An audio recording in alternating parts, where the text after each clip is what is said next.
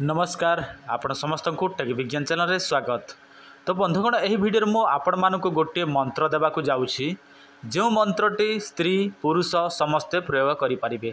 आउ देखंतु यही मंत्र हेउछि सबुठारु शक्तिशाली मंत्र एवं बीज मंत्र आउ मायावी मंत्र। आपण माने यही मंत्र द्वारा जहाँ चाहिए ताहा करि परिबे। आपण माने धन चाहिए धन पाइबे। आपण माने काहाको वशीकरण करिवे वशीकरण करि परिबे। आपण माने शत्रु को स्तंभन करिवे स्तंभन करि परिबे। कहिबाकू गले यही मंत्र रे आपण माने असाध्य कार्य को सुसाध्य करि परिबे। जहाँ इच्छा करिवे ताहा पाई परिबे।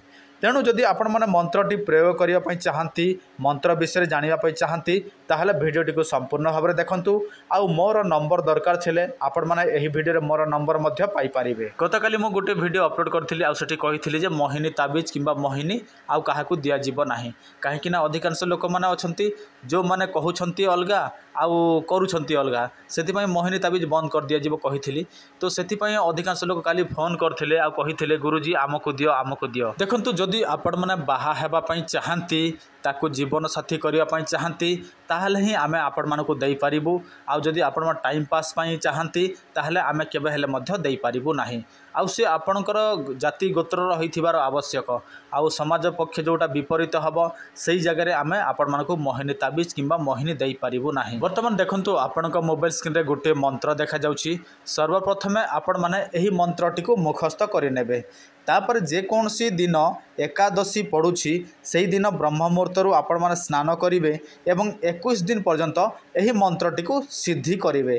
देखंतु 21 दिन पर्यंत किंतु यही मंत्र केमिति सिद्धि करेंगे। जेकोसी फूल जोटा कि बास्ना होथिबो नाली रंगर होइथिबा आवश्यक से फूल को आपण माने कौन करेंगे प्रतिदिन 1000 संख्यार फूल जोगाड़ करेंगे।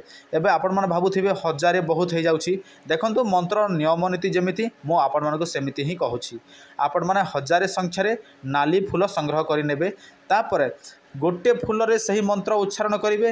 गोटे फूल को आपण माने जल रे निक्षेप करेंगे।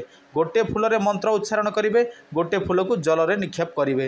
यही भावे आपण माने 21 दिन पर्यंत यही मंत्रटी साधना करेंगे। यही भावे जदि आपण माने 21 दिन पर्यंत करि पारंती यही मंत्रर अधिष्ठात्री देवी जोगमाया आपणक सम्मुखी रे उभान होइकी आसीजिबे। तापर यही मंत्र सिद्धि हेबार आपण मानक गोटे वरदान देवे।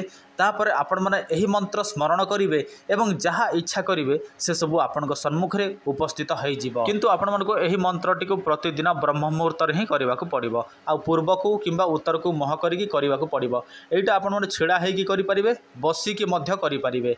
आ आपण माने जदि अधिक किछि जानिबा पई चाहंती ताहले आपण माने जोगमाया तंत्र देखंतु। आपण माने गूगल रे मध्य सर्च करिवे जोगमाया तंत्र ताहले सबु किछि विवरणी आपणक सम्मुखरे आसी जीवो।